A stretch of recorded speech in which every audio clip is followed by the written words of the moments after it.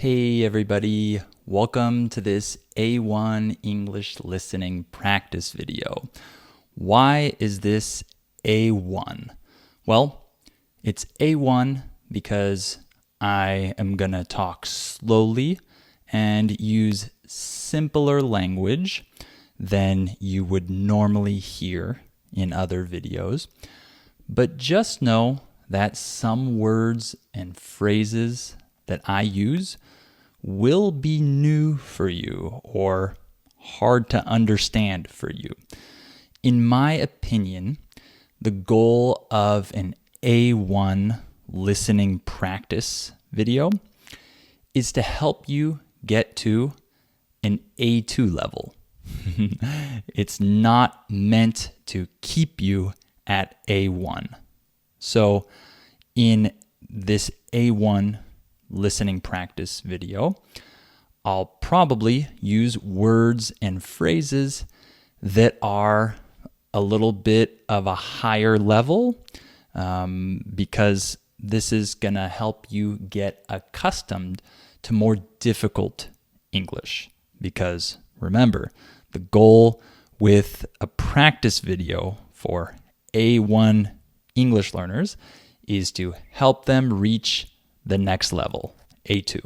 So yes, I'm gonna use language and phrases that aren't technically A1, but that doesn't matter. This is good exposure for you to become exposed to harder language so you can reach the next level in your listening comprehension. And of course, I can also talk about more interesting things if I can use language that's a little bit challenging for an A1 learner. So it keeps the videos interesting as well. So today's topic is a little bit different from normal. Recently, I've done a lot of videos about language learning. Today's video is still somewhat related to language learning, but not quite, not exactly. I'm going to talk about my international family. This is an interesting topic for me, and I'm sure many of you will want to know a little bit about my family and the international aspect of my family. So that's what I'm going to talk about today in a slow and clear way so you can practice your listening. Before we continue, I want to mention that if you want my listening training to help you understand native speakers better when they speak fast, and if you want my pronunciation training so you can speak and pronounce things more like a native speaker, then make sure to check out my membership because I offer a lot of training and I help you become more comfortable with understanding and pronouncing the sounds of English. So that link is down below in the description. So let me talk about my international family now. My wife is from Mexico, from Guadalajara, Mexico. And I met her many years ago when I traveled to Mexico to study Spanish. I went to a language school to study Spanish, but I also took that trip to have fun and to explore another country. So I stayed there for 5 weeks and I met my wife at the language school where I was studying. She was studying English because if I remember correctly, she was going to take her TOEFL test, I think, and I was studying Spanish.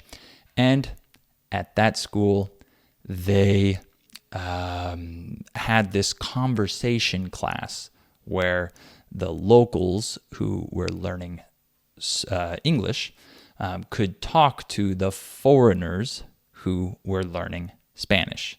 So I was able to meet my wife at this school, and 3 years later, we got married. So before we got married, we lived in different countries. I lived in the US and she lived in Mexico. For 3 years, we were in a long distance relationship, as we call it. So that wasn't easy, but we did it. And I visited her many times in Mexico while we were dating, meaning while we were in a relationship before we were married. And she visited me in the US as well. And when we got married, we had 2 weddings, not 2 marriages. I can only get married once, but we had 2 wedding celebrations, one in Mexico and one in the US. And then after we got married, I moved to Mexico, and I had to adapt to a completely different culture and lifestyle. I had to adapt to the customs in Mexico and the culture, the differences in the culture there. It wasn't simple. It was a little complicated, but the 3 years prior to that, meaning before that, I became more accustomed to Mexican culture because I talked to my wife every day on the phone and learned more about the country. So I was able to adapt, but it was a little hard, of course. And my wife and I both had to go through immigration processes. I became a resident in Mexico, and my wife became a resident here in the US. And it's not fun to deal with immigration processes. It's not easy to go through those processes, but my wife did that. For me, it was easier in Mexico. And then we moved to the US. Now we live in the US, and my wife has adapted to the customs here, the culture here. So now it's her turn to live in a foreign country and adapt to the different culture. So before we moved here, my son was born in Mexico. So he was born in Guadalajara, and my daughter was actually born here. So my son was born in Mexico, but my daughter was born in California. But now they both have dual citizenship. This means that they are citizens of Mexico and citizens of the United States. So both of them have dual citizenship. as we say. My children will both be bilingual. My son is already bilingual. He speaks English and Spanish, but he's very young, so he still needs to learn a lot. He doesn't speak like an adult yet. He's still learning how to speak. So it's really fun to watch him learn both languages. He is developing his skills in English and in Spanish. It's really interesting to watch this happen. My daughter is still too young to talk, so she doesn't speak English or Spanish, but she will, because my wife speaks to her in Spanish and I speak to her in English. So she will also be bilingual. My family, we visit Mexico regularly. We visit Mexico every year, or maybe twice a year. So Mexico is still very important to my family. My wife's parents live there, and I lived there for years, 6 years, I think. So it's a part of me. What I'm trying to say is I have spent a lot of time in Mexico. So it's like my second home, right? So we visit Mexico regularly, but of course we live in the US. And because we live here, we have more American customs, but also some Mexican customs. For example, we eat lunch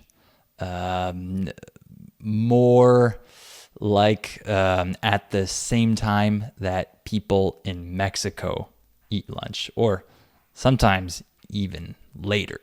But that's just one example. There are other Mexican customs that we also have. But we live in the US now, so most of our customs, our habits, are more habits and customs from here. So there are many good things about having an international family, but there are also challenges, of course. It's not the easiest thing, okay? However, I am very thankful that I have my international family. It's perfect for me, and I am very thankful for my situation, my wife, my children, my experiences with them and living in Mexico. So for me, it is really interesting and fun and cool to have this international family. But it's not for everyone. For many people, it would be challenging to have this type of family. But I hope that you enjoyed this video. Remember that if you need my training to help you understand English better and pronounce words and phrases better, more like a native speaker, then make sure to sign up for my membership so you can get my specialized training. Okay? That link is down below. All right, I hope you enjoyed this A1 listening practice video. Maybe it was a little challenging for you, but that's good. Watch it again and again and again until you can understand everything. All right, I'll talk to you in the next video.